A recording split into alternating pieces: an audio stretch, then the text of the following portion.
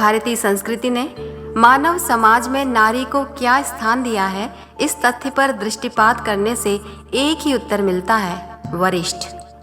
नर की तुलना में भारत के तत्वदर्शियों ने उसे अत्यंत उच्च स्थान दिया है। ये उचित भी है, क्योंकि मातृशक्ति द्वारा प्रदत्त अनुदानों को देखकर मनुष्य का मस्तक श्रद्धा से स्वतः झुक जाता है। नारी को मातृत्व का गौरव प्राप्त है। क्या कन्या क्या पुत्र, दोनों को ही नारी जनती है। उन्हें पेट में रखकर अपना रक्त मांस प्रदान करती है। वही उन्हें अपना लाल रक्त श्वेत दूध के रूप में बदलकर परिपुष्ट करती है।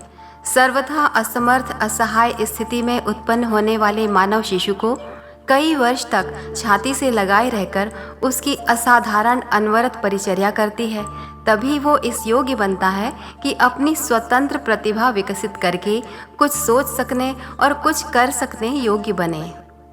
शुक्र कीट को सर्वप्रथम डिंब कीट की शरण में जाकर अपना आत्मसमर्पण करना पड़ता है।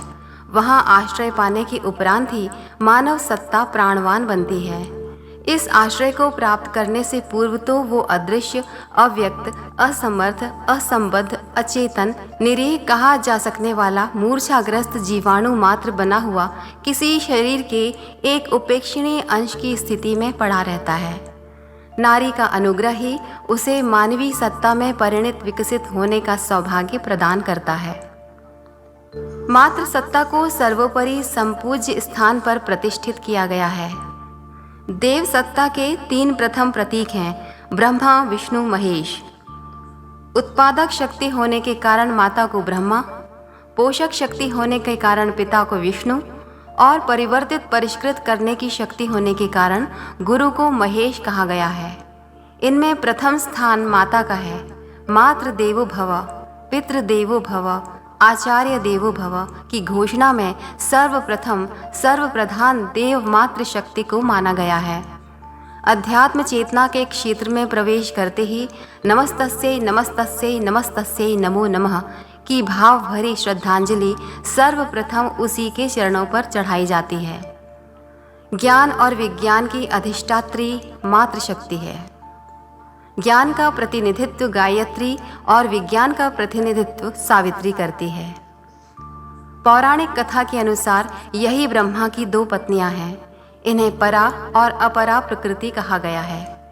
इन्हीं के कारण ये सारा जड़ चेतन विश्व विनिर्मित हुआ है और गतिशील रह रहा है। ज्ञान विज्ञान को बुद्धिगम्य रूप से प्रस्तुत करने वाले, धर्म अर्थ काम मोक्ष के चारों जीवन फल प्रदान करने वाले चारों वेद हैं। वेद माता गायत्री है। संध्या वंदन गायत्री उपासना का ही विस्तार है। प्रथम धर्म प्रतीक के रूप में, शिर पर शिखा के रूप में गायत्री को ही प्रतिष्ठापित किया जाता है। द्वितीय धर्म प्रतीक यज्ञोपवीत है। उसके 9 धागे, गायत्री के 9 शब्द, 3 लड़ें, 3 चरण, 3 गांठें, 3 व्याहृतियाँ एक प्रथम ब्रह्म ग्रंथि के रूप में बने हैं। यज्ञोपवीत कंधे पर धारण करना गायत्री महाशक्ति की प्रेरणाओं के निर्वाह का उत्तरदायित्व वहन करने का संकल्प है। हिंदू का गौरव द्विज बनने में, दूसरा जन्म धारण करने में है। गायत्री का आलोक उसी कायाकल्प को संभव बनाता है। गायत्री उपासना मातृशक्ति की महामहिमा को हृदयंगम करने के लिए है। ऋतंबरा प्रज्ञा, भूमा ब्रह्म चेतना सद्भावना आदि अनेक नामों से उसकी गरिमा गाई गई है। शास्त्रकारों ने एक स्वर से यही कहा है कि उस दिव्य चेतना की शरण में जाए बिना जीवात्मा को नर पशु से ऊंचा उठकर मनुष्य बनने का, देव स्तर तक विकसित होने का और कोई मार्ग नहीं है। नारी की संरचना जिन उदारता, करुणा, ममता, श्रद्धा, सेवा जैसे महान अध्यात्म तत्वों की बहुलता सहित हुई है, उसके कारण उसे देवी संज्ञा उचित ही दी गई है। भारतीय नारी के नामों के आगे पिछले दिनों तक देवी शब्द जुड़ता रहा है। शांति देवी, शकुंतला देवी, कृष्णा देवी, पुष्पा देवी, उर्मिला देवी, सरला देवी, कमला देवी आदि अधिकांश नाम इसी प्रकार रखे जाते थे। अब तो दूसरी तरह के संक्षिप्त नाम भी रेखा, छाया आदि रखे जाने लगे हैं, पर प्राचीन प्रचलन देवी शब्द जोड़ने का था उससे नारी सत्ता की गरिमा का सहज बोध होता है। नारी को सर्वोपरि सम्मान देने का निर्देश करते हुए भारतीय धर्मशास्त्र कहता है, यत्र नार्यास्तु पूज्यन्ते रमन्ते तत्र देवता। जहाँ नारी का सम्मान होता है वहाँ देवता निवास करते हैं। ये प्रतिपादन अक्षरशः सत्य और तथ्य है। नारी समाज का भाव पक्ष है और नर कर्म पक्ष। कर्म को उत्कृष्टता एवं प्रखरता भर देने का श्रेय भावना को है।